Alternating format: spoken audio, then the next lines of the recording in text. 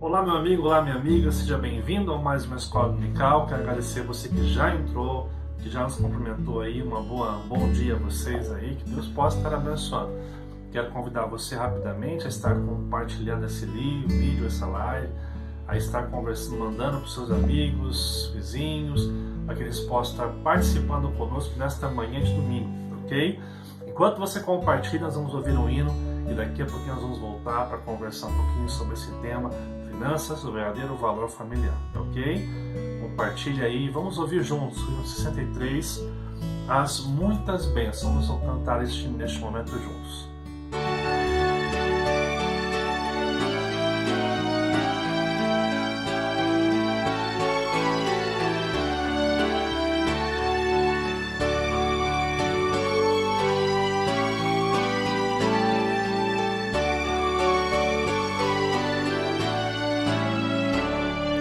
Se da vida as vagas procelosas são, se com desalento julgas tudo vão, contas muitas bênçãos, dize-as de uma vez, e verás surpreso quanto Deus já fez. Quantas bênçãos diz e quantas são, recebidas da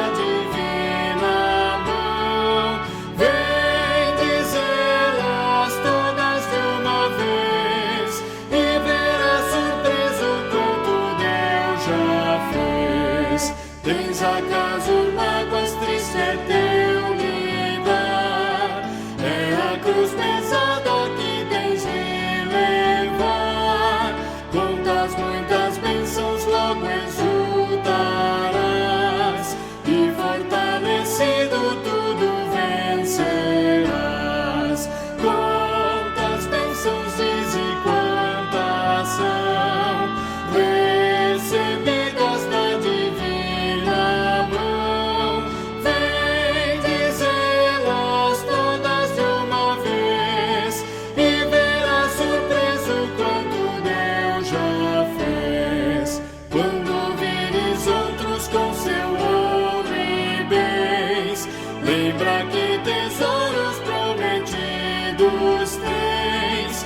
Nunca os bens da terra poderão comprar a mansão celeste que vais habitar. Quantas bênçãos diz e quantas são, recebidas da divina mão, vem dizê-las todas de uma vez, e verás surpreso quanto Deus já fez.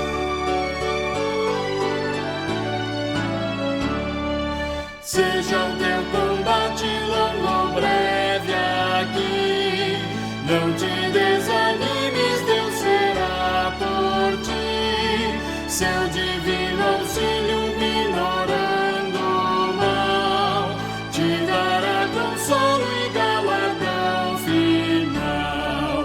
Quantas bênçãos diz e quantas são, recebidas da divina mão, vem dizê-las todas de uma vez, e verás surpreso quanto Deus já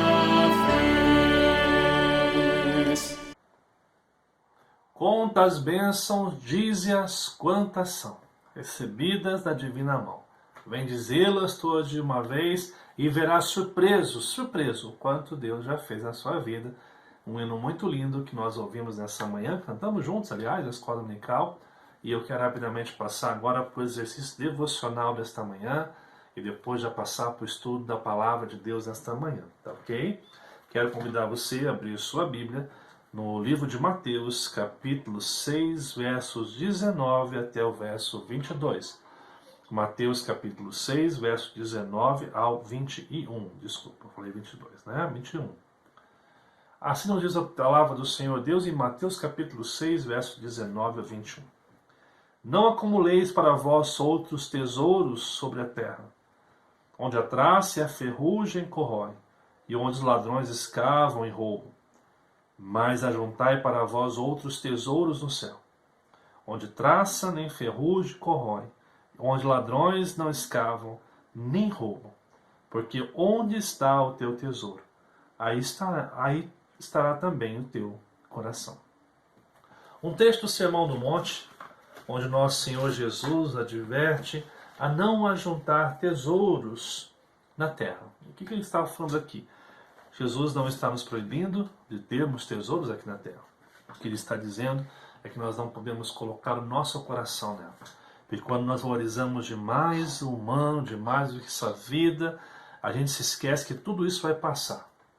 A gente é convidado pelo Senhor a valorizar outras coisas que são eternas, investir naquilo que é eterno, nossa comunhão com Deus, nossa família, perceber que mesmo que o Senhor nos conceda riquezas nessa vida, nós devemos ter a responsabilidade de investir apenas naquilo que é eterno. O texto fala que aqui tudo vai se corroer, os ladrões não escavam nem roubam. Ele fala: onde está o teu tesouro, aí está o teu coração. Ou seja, nós não podemos depositar naquilo que é humano, naquilo que é transitório, que se corrompe, o nosso coração. Você é convidado a colocar no Senhor a sua confiança nesta manhã. Nesta manhã em que nós vamos estudar sobre isso, finanças, o verdadeiro valor familiar. Eu quero convidar você a um momento de oração, muito breve nosso devocional, para que a gente já possa entrar no estudo da palavra aí e aprender aquilo que Deus tem para a nossa vida nesta manhã de domingo. Quero convidar você a estar orando, confessando os seus pecados e pedindo ao Espírito Santo, aquele que compôs a Bíblia, que nos ajude nesta manhã a aprender e a crescer na sua vontade. Vamos orar então juntos? Amado e bondoso Deus, nós te louvamos por esta manhã, porque o Senhor se faz presente para nos abençoar. Eu quero pedir nesta manhã de domingo que o Senhor abençoe cada um dos nossos irmãos, que eles possam nesta manhã estar ouvindo de Ti, aprendendo de Ti, Pai, aprendendo aquilo que o Senhor quer que cada um de nós venhamos aprender.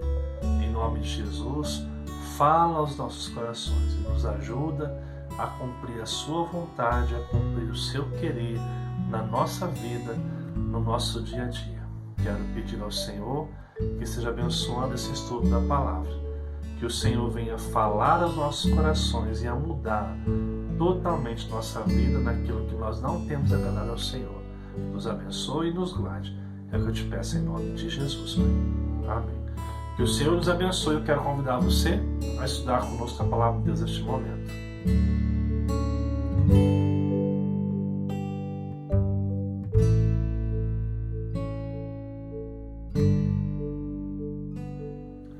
Bem, amigos, vamos dar continuidade então aqui a SCBD Online. Nós vamos passar então para o estudo propriamente dito. Eu quero convidar você a estar participando, interagindo ao longo desse estudo. Muito importante que você, ao longo do estudo, faça os comentários, curta, compartilhe com seus amigos também esse conteúdo, para que nós possamos divulgar para mais e mais pessoas, ok? Nós vamos falar sobre esse tema aqui hoje: finanças, o verdadeiro valor familiar. E a proposta que nós temos nesse estudo hoje é conversar um pouco a respeito de finanças dentro do contexto familiar. Existem alguns equívocos que nós percebemos quando nós tratamos esses assuntos. Por um lado, nós encontramos um conceito errôneo sobre riquezas. Alguns consideram que o cristão não pode almejar riquezas, não pode almejar ter seus bens. E nós vemos que isso é errado.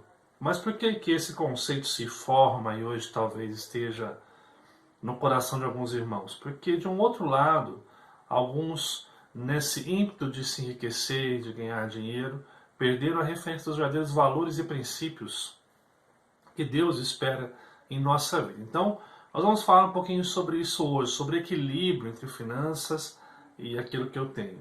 O que é interessante nós notarmos quando começamos a falar sobre isso é que quando nós falamos de finanças, o verdadeiro valor familiar, nós encontramos um monstro das relações. Nós vemos que o dinheiro dentro da relação, dentro da estrutura familiar, muitas vezes é o objeto, é a causa, é a raiz de muitas confusões, de muitas brigas, de muitas coisas que não são aquilo que Deus espera dos seus filhos. Interessante que você vai encontrar uma frase que faz muito sentido de Nicolau Maquiavel, que diz o seguinte: os homens esquecem mais rapidamente da morte do pai do que a perda do patrimônio. Interessante isso, porque o meu sogro é corretor, então ele sempre conta histórias aí do trabalho de corretagem.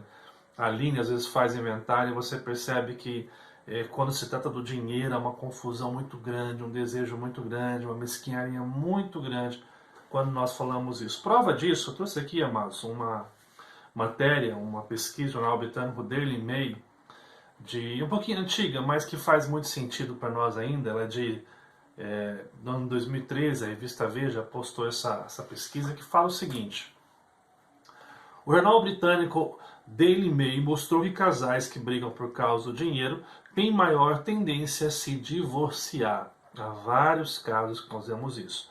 Entre os 4.500 casais acompanhados durante anos, o principal motivo do divórcio foram os conflitos por causa do dinheiro, por causa dessas riquezas. Você percebe que isso é algo que traz benefícios, mas também muita discórdia e pode trazer até o fim de relacionamento. Tem uma pesquisa aqui que eu apontei aqui que fala o seguinte: crise com o dinheiro.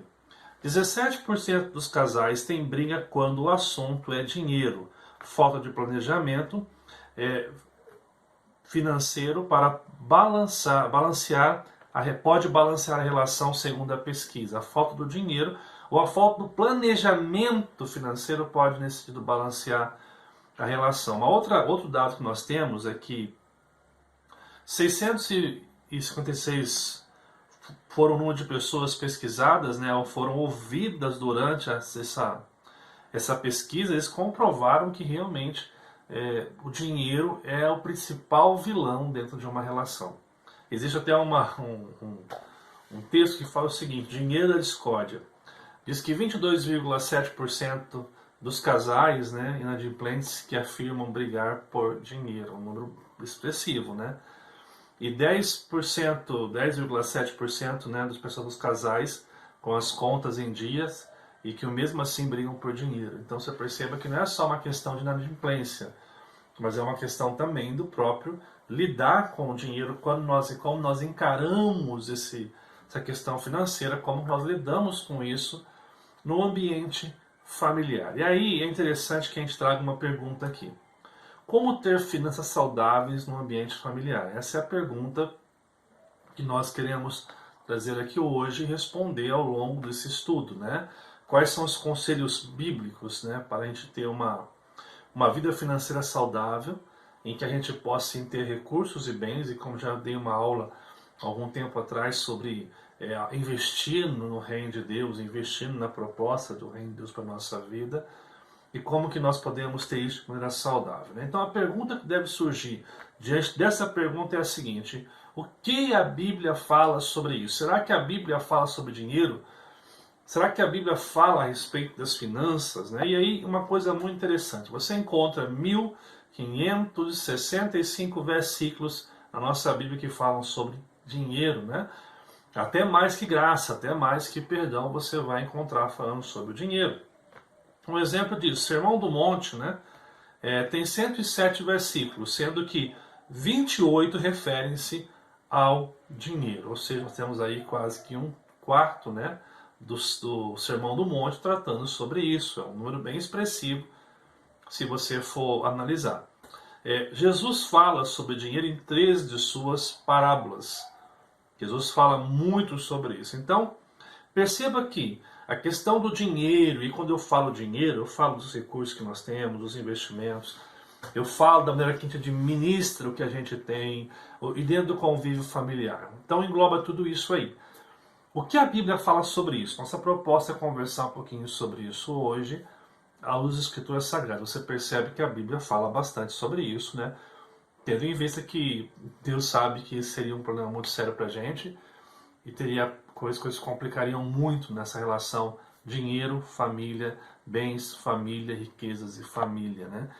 Para falar sobre isso hoje, eu quero abordar com vocês um salmo, que é um salmo da família, que é um salmo que fala muito sobre como nós devemos olhar os nossos recursos, as finanças que nós temos e como nós vamos trabalhar com isso. É o Salmo 127, um salmo muito expressivo que vai mostrar como nós não podemos desperdiçar nosso tempo e glorificar a Deus de forma muito sensata aqui. Vamos ler o salmo, depois eu quero trabalhar alguns pontos importantes desse salmo nesta manhã com você. Vamos lá então. Se o Senhor não edificar a casa, em vão trabalham os que a edificam. Se o Senhor não guardar a cidade, em vão vigia a sentinela. Inútil vos-se-á levantar de madrugada, repousar tarde, comer o pão que penosamente granjeastes. Aos seus amados ele o dá enquanto dormem. Herança do Senhor são os filhos, o fruto do ventre, seu galardão.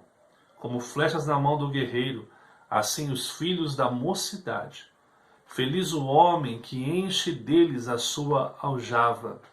Não será envergonhado quando pleitear com os inimigos à porta. Vamos lá então, amados, passar um pouquinho para o contexto do texto, conhecendo um pouquinho desse texto. Primeiro, esse texto é escrito pelo rei Salomão. Aqui nós já temos uma figura expressiva, pois sabemos que Salomão era um homem sábio, um homem com muito conhecimento, né? O que mais esse salmo nos oferece? Né? Ele oferece princípios claros sobre a ordem social, política e familiar. Ou seja, esse salmo ele traz fundamentos, princípios sobre uma ordem que seja social, política e também familiar, né?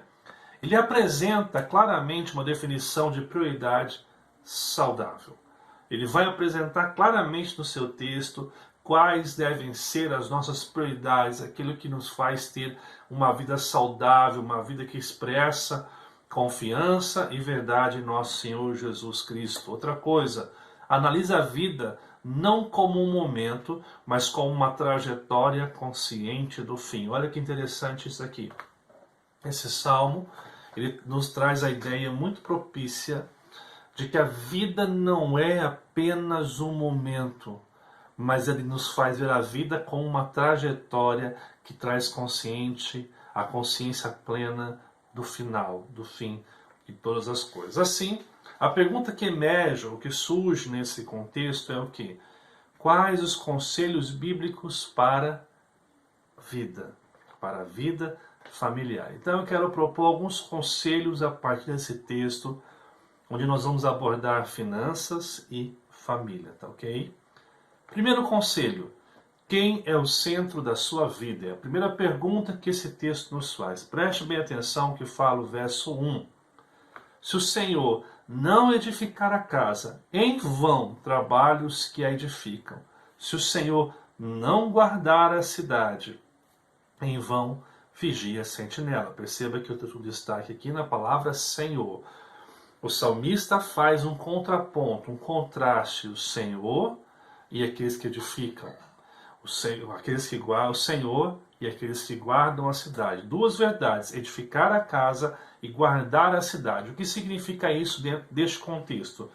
Casa e cidade. Casa se refere à ordem e o governo da família. Seria a ideia do micro, dessa estrutura menor chamada família, de suma importância para o contexto maior que vem em seguida, que é a cidade, o estado geral de uma comunidade. Ou seja, ele parte da ideia de que o Senhor deve edificar o micro, a casa, a estrutura menor, e esse reflexo aqui traz para a sociedade um benefício muito grande e significativo. E qual que é esse contraste que nós temos? É a ideia do Senhor contra o homem. Quando eu falo contra, é no sentido do homem querendo determinar, o homem querendo governar e acreditando que ele tem consciência e qualificações para decidir o que é melhor para a sua família e, consequentemente, para a sociedade. Ele fala aqui uma coisa muito interessante, ele fala em vão e em vão em forma de poema. E a ideia de ser em vão é que é algo inútil. Não adianta você querer achar que isso traz sentido, porque isso não traz sentido Se Deus não edificar, se Deus não guardar, inútil, em vão será todo esforço humano, né? E ele vai completar essa ideia no verso 2, olha o que ele fala no verso 2. Inútil vos será levantar de madrugada, repousar tarde, comer o pão que penosamente granjeastes aos seus amados, ele o dá enquanto dorme. E ele usa a expressão inútil aqui, começando o seu texto, dizendo que é inútil levantar de madrugada, repousar tarde, comer o pão que penosamente granjeaste. Aqui, preste bem atenção, se alguém que acorda cedo e dorme tarde, que trabalha muito, não seria para mim e para você alguém que realmente se esforça no trabalho, alguém de valor, mas o texto está mostrando ao contrário. Porque, e aí a ideia é o seguinte: a causa, motivo, razão, a circunstância que o leva a fazer isso, ou edificar todo esse processo na sua vida, é algo que não tem fundamento sólido, né? Nós podemos resumir aqui esse verso da seguinte maneira: o esforço humano sem Deus é inutilidade, ou seja, não é algo que se pode aproveitar quando Deus não está aqui. E aí a pergunta que surge aqui é assim: por que é inútil o esforço humano sem Deus? Deus abençoa quem cedo madruga, é a famosa frase, né? Por que é inútil esse esforço? Por que não tem utilidade nenhuma o esforço do homem sem Deus? Vejamos o conceito que a Bíblia fala de nós seres humanos. Quando você lê Tiago 1, verso 13, parte A, fala o seguinte: quando alguém for tentado, jamais deve dizer, estou sendo tentado por Deus. O que tem a ver isso com o nosso texto que nós estamos refletindo aqui, o Salmo 127. O que tem a ver isso na nossa vida? Preste bem atenção no que significa a palavra aqui tentado. A palavra tentado que nós temos no texto, ela vem do grego chamado peirazo. O que é peirazo? Desejos interiores que crescem e geram erros exteriores. A palavra peirazo que Tiago usa no seu texto aqui significa o quê? O homem, ele tem esse problema da tentação dentro de si mesmo. A tentação não é uma coisa que vem de fora para dentro. A tentação, segundo o texto, é algo que vem de dentro para fora. Ou seja, faz parte do ser humano, faz parte do DNA do ser humano. Para que você entenda melhor, é importante que você passe para o próximo verso 14, que fala o seguinte: é tentado pelo próprio mau desejo, sendo por este arrastado e seduzido. A palavra mau desejo que nós encontramos aqui, ela vem de uma palavra grega chamada epitimia, que você conhece no português como epidemia. E o que significa a palavra epitimia ou epidemia, como nós temos na nossa língua? Desejo interior disfuncional em relação aos valores de Deus. Perceba que é um desejo interior.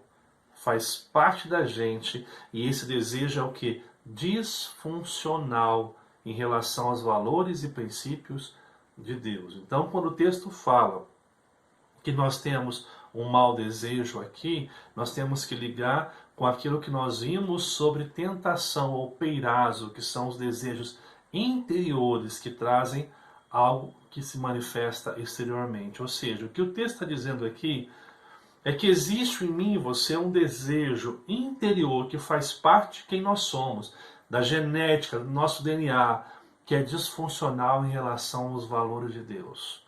O texto fala que por esse mau desejo, que é a palavra que é usada em outros textos bíblicos para pecado, dolo, pensamentos impuros, né? Que esse mau desejo, ele está o quê? Nos arrastando e seduzindo. Aqui as palavras significam na sequência seguinte: arrastado é um controle e domínio, exerce controle e domínio sobre mim e você. Seduzido é uma atração por hipnose que nos tira da realidade, é uma força magnética que nos impulsiona a fazer o que é errado. E aí você vai entender o Salmo 127, quando ele fala que o esforço humano é inútil. Que o esforço humano sem Deus é inútil. Por quê? Porque o homem por si próprio, ele não vai glorificar Deus com o seu esforço. O homem por si próprio, ele vai transformar o que é bom em um objeto de idolatria contra Deus, para ferir, para imacular a imagem do Deus Todo-Poderoso. O homem constrói para si ídolos a partir de coisas boas. Então, às vezes, o trabalho, o recurso que ele tem, que é uma dádiva do Senhor, que é um presente que Deus concede, que ele está conseguindo ali, ele consegue transformar isso em um ídolo na sua vida. E por isso que nós devemos fazer a pergunta a partir do texto: quem é o centro da sua vida? As coisas que eu tenho pleiteado ou Deus é o centro da minha vida? Aí você volta para o texto no verso 2, ele vai falar o quê? Aos seus amados ele dá enquanto dorme. Então percebam que o texto está nos convidando a olhar que o esforço humano por si próprio, esse ajuntar riquezas, esse trabalhar dia após dia sem a bênção de Deus é inútil. Por quê? Porque nós estamos fazendo tudo isso a partir de princípios que são equivocados. Eu sei que é difícil pensar assim, é algo que nos confronta, mas nós precisamos pensar no que a palavra diz sobre os nossos impulsos, sobre os nossos desejos aqui. Mais uma vez, nós estamos no dilema entre Deus ser o Senhor da nossa vida e nós sermos o nosso Senhor. Lembra que eu disse aqui, nós transformamos coisas boas em coisas ruins. Por exemplo, eu conheço várias histórias, não são uma, mas várias histórias de pais que se dedicaram veementemente ao trabalho com um desejo bom do que de prover sustento para os seus filhos, de poder dar o melhor para os seus filhos, mas não perceberam que tudo que fizeram fez eles perderem os seus filhos. Eu conheço pais que falam que perderam a infância dos filhos. Recentemente eu contei uma história para vocês de um pai que faleceu recentemente e que os filhos só o buscavam para pedir recursos, para pedir dinheiro, porque a vida toda ele trabalhou tanto que ele não pôde acompanhar o crescimento dos filhos. Pergunto para você, as intenções no coração desses pais que fazem isso não são boas intenções, mas porque parece que o que é para ser bom se torna ruim a longo prazo. Por quê? Porque deixou-se de compreender a prioridade maior, de ter seu equilíbrio, né? E é aí que a palavra de Deus nos lembra: se o Senhor não edificar a casa, em vão os trabalhos que edificam. Se o Senhor não guardar a cidade, em vão vigia o sentinela. Inútil você levantar cedo, repousar tarde, ralar na sua vida, porque Deus dá aos seus amados enquanto eles descansam. E aqui descansar, não entenda para o outro lado de que você tem que ficar na tua casa, deitado, tranquilo, não fazendo nada, e Deus vai te derramar do céu um balde de ouro. Não. A Bíblia fala que diga ao trabalhador de seu salário. Nós temos que trabalhar, planejar. Planejamento é muito importante na vida cristã. Planeje, trabalhe muito, mas não deixe que isso ocupe o lugar de Deus na sua vida. Reconheça que em todas as coisas, a provisão do nosso lar, o nosso sustento diário só vem porque Deus nos dá. E não inverta a ordem, não transforme o que é bom, o trabalho, os seus recursos, o seu planejamento, a sua vida. Não transforme isso em um Deus na sua vida que com o passar do tempo, dos anos, vai ser problema, vai ser maldição na sua história. Então a primeira pergunta que nós temos que fazer de forma muito honesta é: quem é o centro da nossa vida? Quem é o centro da sua vida? Uma segunda pergunta: o que realmente tem valor para você? O que realmente tem valor para nós, né? Olha o que fala o verso 3 e verso 4. Herança do Senhor são os filhos. O fruto do ventre, seu galardão, sua recompensa. Como flechas na mão do guerreiro, assim os filhos da mocidade. O texto destaca o seguinte: herança do Senhor. O que se entende pela palavra herança aqui nesse texto, né? É um presente que nos é dado. É um presente de alto valor que nos é dado. Agora, esse presente de alto valor nos é dado pelo próprio Deus. E qual é esse presente? Os filhos. Os filhos são a nossa herança. O fruto do ventre, que são os filhos, a nossa galardão, a recompensa. Então, ao mesmo tempo, o filho ali, esse conceito de filho como família, ele é o presente que Deus nos dá de alto valor e também é a recompensa a longo prazo. Ao mesmo tempo, é um presente de valor inestimável e também uma recompensa a longo prazo. Ou seja, é nessa hora que a gente tem que ser muito honesto e perguntar: o que vale mais a pena na minha vida? Eu ganhar o mundo inteiro e não investir muito na vida dos meus filhos? Investir não é só financeiramente, mas investir tempo. Pai é aquele que cuida. Pai não é só aquele que dá presentes, que enche de mimos. Pai é aquele que se faz presente, que cuida, que assume o papel bíblico da paternidade, né? A gente viu muita confusão aí esses dias aí, né? Falando, pai é aquele que cuida, não sei o que lá, por causa da propaganda que a gente teve, né? E eu vi pessoas colocando na internet, pai não é só aquele que faz o filho, não é só procriação, é aquele que cuida, que está presente, que não atrasa pensão, isso, blá, blá, blá, blá, blá, blá, blá. Gente, uma coisa não justifica a outra. Conceitos bíblicos são conceitos bíblicos e uma coisa não tira o peso da outra. Essa é a realidade que nós temos que ter no coração. Mas a paternidade bíblica nos convida a uma vida de responsabilidade com os nossos filhos. Entender que eles são o presente que Deus nos dá de um valor que não se pode medir.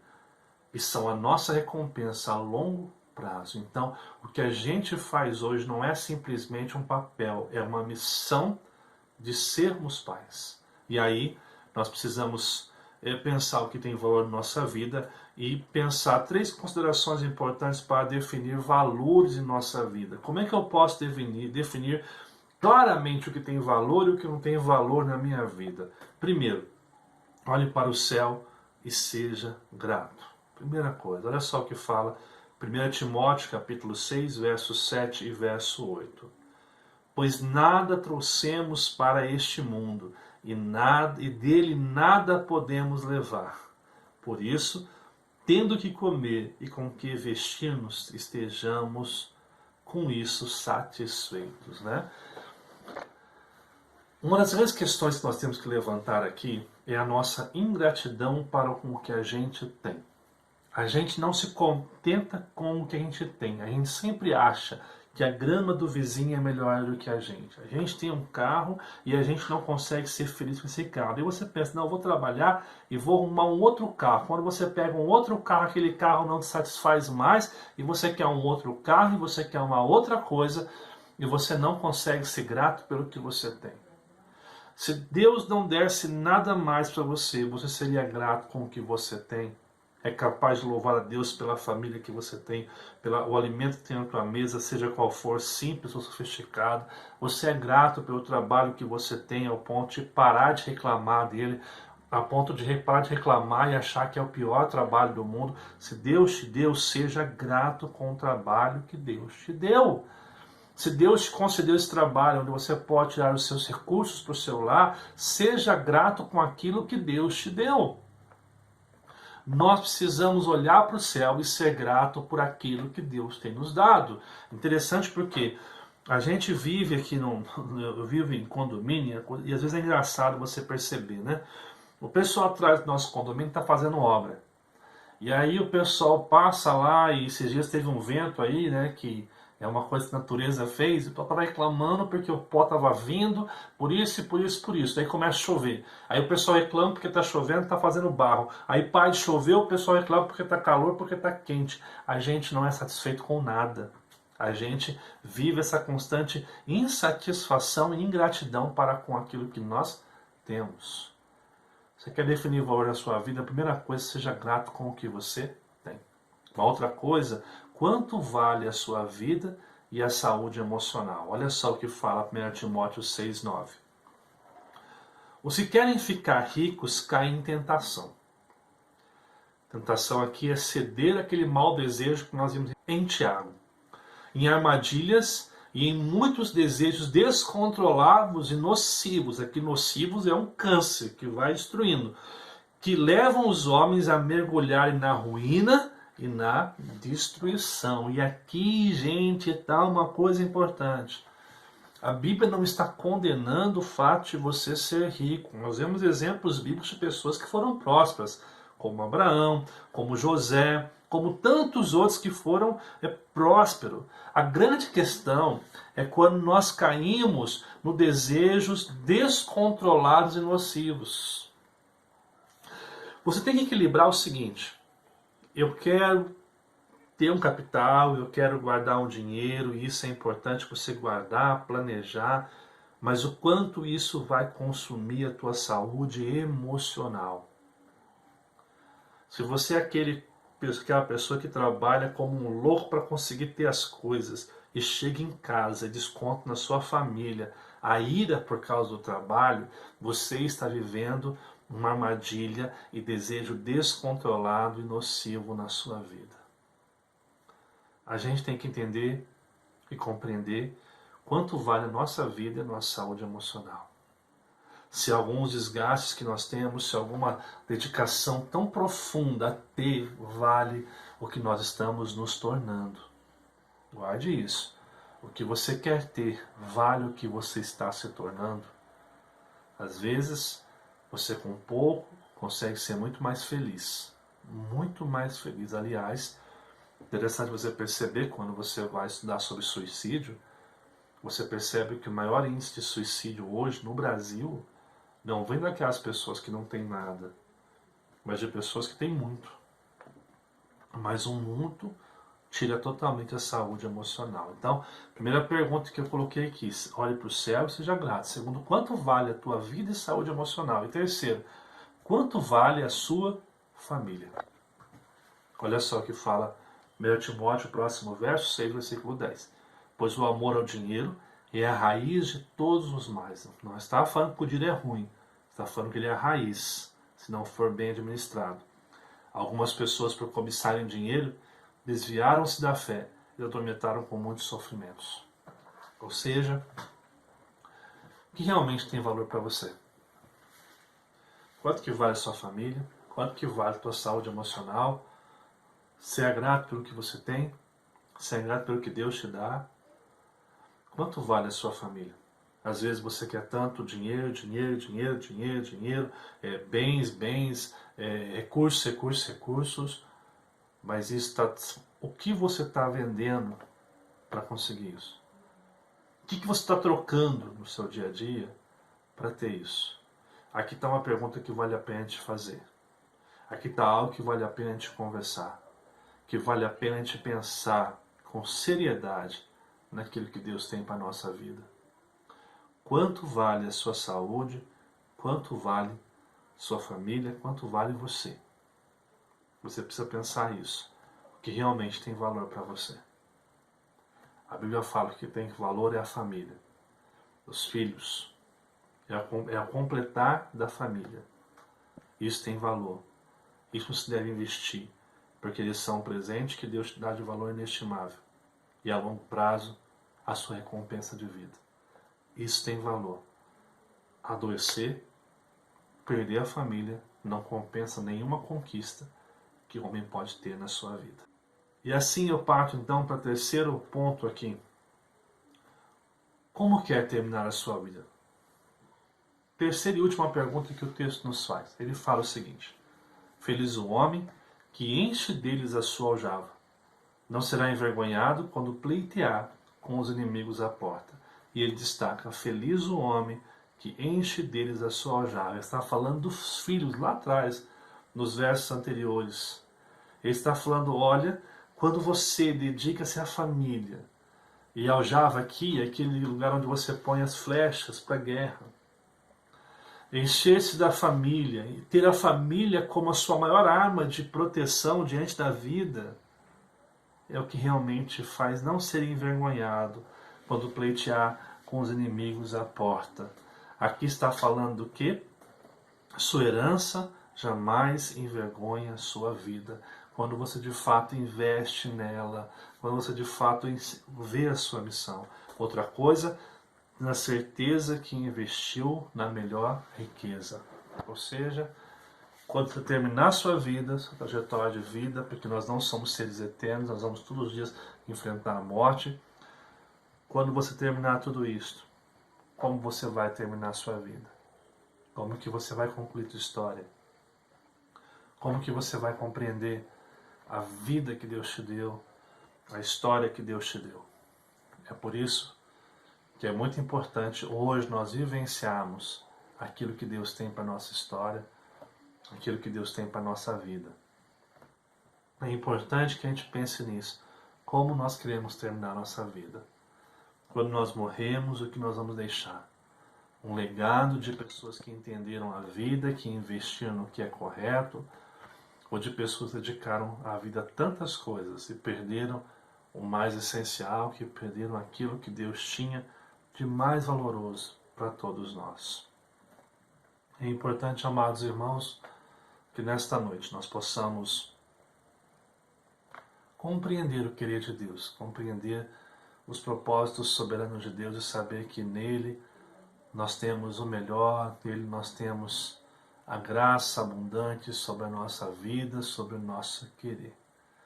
Que Deus possa nos ajudar a ter essa consciência, né? Interessante, eu quero trazer alguns textos que vão falar sobre isso aqui. Eclesiastes 4, verso 8, fala o seguinte: havia um homem totalmente solitário. Não tinha filho nem irmão. Trabalhava sem parar. Contudo, os seus olhos não se satisfaziam com a sua riqueza. Ele sequer perguntava: para quem estou trabalhando tanto? E por que razão deixo de me divertir? Isso também é absurdo. É um trabalho por demais ingrato. Eu coloquei uma tradução aqui bem contextual para que você possa entender aqui. Uma pessoa que trabalha demais sem parar, mas que não tem filhos, não investiu na família. Para quem está trabalhando? Para nada. Ele diz: isso é absurdo e é um trabalho por demais ingrato. Nós precisamos repensar seriamente onde nós vamos investir nossa vida, onde nós vamos investir nossas riquezas e o quanto vale fazer tudo isso. O equilíbrio é você ter a sua profissão, a sua carreira, mas também não perder a sua família. E se algum momento você tiver que decidir entre a sua profissão e a família, saiba que a tua família vem em primeiro lugar. Vem em primeiro lugar. E você pode conquistar tudo o que você quer e perder o bem mais precioso que Deus pode nos dar. Lucas 12, verso 16, versos 16 a 21, nós encontramos uma parábola de Jesus que também fala um pouco sobre isso. Olha só o que diz. Então, lhes contou esta parábola. A terra de certo homem rico produziu muito. Ele pensou consigo mesmo: o que vou fazer? Não tenho onde armazenar minha colheita. Então disse: já sei o que vou fazer. Vou derrubar os meus celeiros e construir outros maiores, e ali guardarei toda a minha safra e todos os meus bens. E direi a mim mesmo: você tem grande quantidade de bens armazenados para muitos anos. Descansa, coma, beba e alegra-se. Contudo, Deus lhe disse: louco, esta mesma noite a sua vida lhe será exigida. Então, quem ficará com o que você preparou? Assim acontece com quem guarda para si riquezas, mas não é rico para com Deus. E aí eu lembro do final do texto que nós lemos no Salmo 127. Feliz o homem que enche deles a sua aljava. Ou seja, a gente investe em coisas, mas nós iremos passar, nós iremos morrer. Para quem vai ficar tudo isso? Se foi bem investido, os nossos filhos terão condição de olhar para mim e para você como homens que trabalharam, mas que estiveram presentes. Eu me lembro de uma vez um pastor dizendo pelo que ele queria ser lembrado dos seus filhos. E ele dizia assim: eu quero que os meus filhos se lembrem de mim como um homem de oração. Assim, quais são os conselhos bíblicos que o texto do Salmo 127 nos traz de reflexão a respeito da vida e das finanças? Primeiro conselho: Quem é o centro da sua vida? Primeiro você tem que saber se o centro da sua vida é você mesmo, e aí você precisa lembrar do que Tiago nos diz, que nós somos corrompidos, que quando nós seguimos o nosso coração, nossa expertise, a gente está correndo o risco de se frustrar, porque os nossos pensamentos não são os planos de Deus, nosso coração é enganoso, a nossa vontade não condiz com aquilo que Deus tem para cada um de nós. Segundo, o que realmente tem valor para você? Sua família, sua saúde emocional, quanto vale dedicar-se tanto a ter, ao dinheiro, à profissão, se você perder o de mais importante, que é a família que Deus te deu. E terceiro, como quer terminar a sua vida? Quando você fechar os olhos para essa história, como que você quer terminar a sua história? Pelo que você quer ser lembrado? Pelo que você quer ser reconhecido como pessoa, como alguém que investiu tempo em si mesmo, no dinheiro, nas riquezas, nas propriedades, ou alguém que construiu uma família que tenha caráter, que tenha um coração diferenciado para Deus. Nossa maior riqueza é ter Deus como centro das nossas vidas. Nosso maior tesouro é investir naquilo que Deus tem para cada um de nós. Que o Senhor nos ajude a fazermos a sua vontade, a fazermos o seu querer.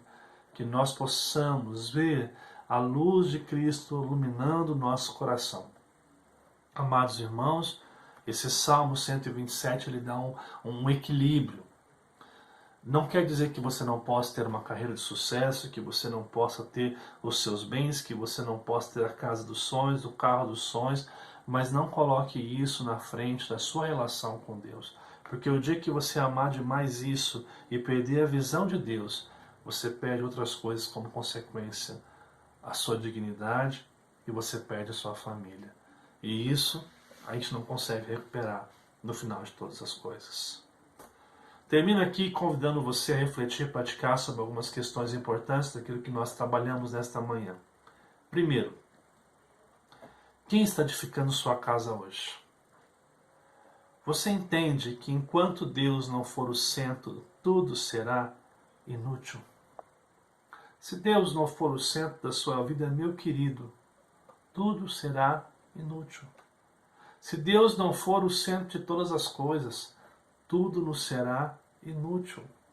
Por isso, nós precisamos resgatar Deus como centro da nossa vida, como nosso absoluto maior, como aquele que vai nos abençoar. E, amados irmãos, eu volto a dizer, Deus quer levantar homens e mulheres com recursos, com capacidades, como tem levantado na história como engenheiros, físicos, cientistas, pessoas que vão ter um coração na obra de Deus, mas com recursos.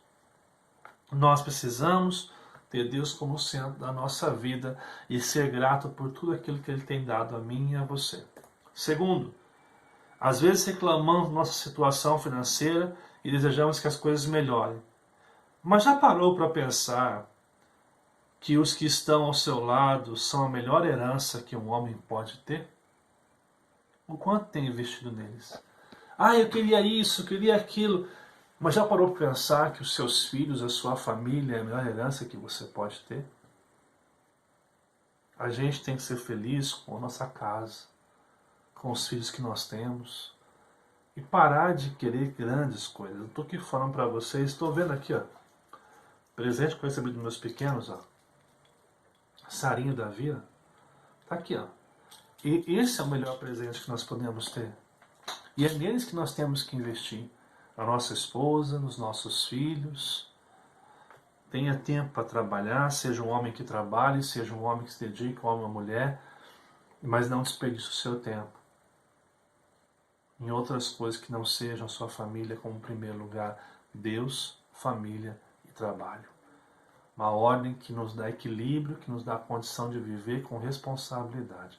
Pare de reclamar do que você tem e agradece pelo que você tem. Agradece por aquilo que você tem, sua família. Deus tem nos dado essa graça. Terceiro e último, a vida é um presente dado por Deus para investir naquilo que é eterno.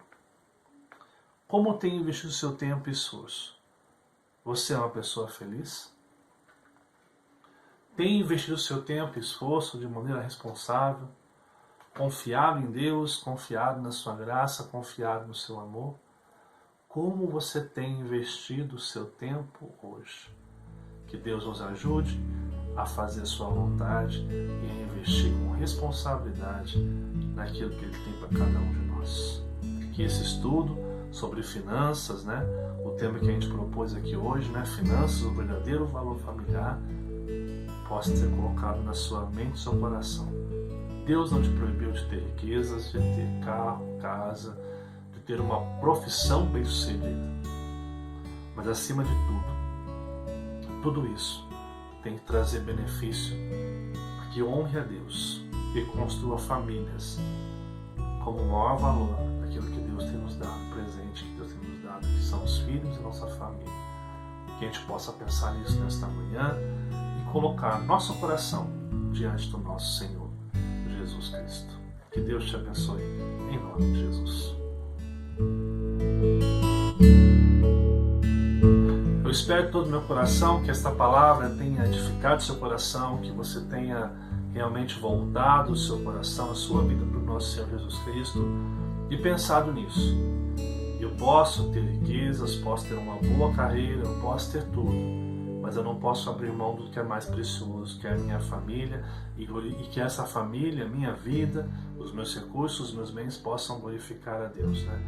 Que o dinheiro na minha casa, as finanças, não seja um motivo de discórdia, mas seja um motivo de graça, um motivo em que a minha família se firme cada vez mais no Senhor, em que eu possa ver a boa mão do Senhor honrando e abençoando a minha casa. Eu quero orar com você neste momento, quero agradecer a você que participou conosco, os irmãos que estão aí de outras cidades participando, sempre é bom ter vocês aqui, nós vamos estar orando por vocês também que participam com a gente. Eu quero convidar você, não vá embora sem antes se inscrever no nosso canal, curtir nossa página, compartilhar, deixar um comentário, curtir esse vídeo para nos ajudar no nosso trabalho também aqui.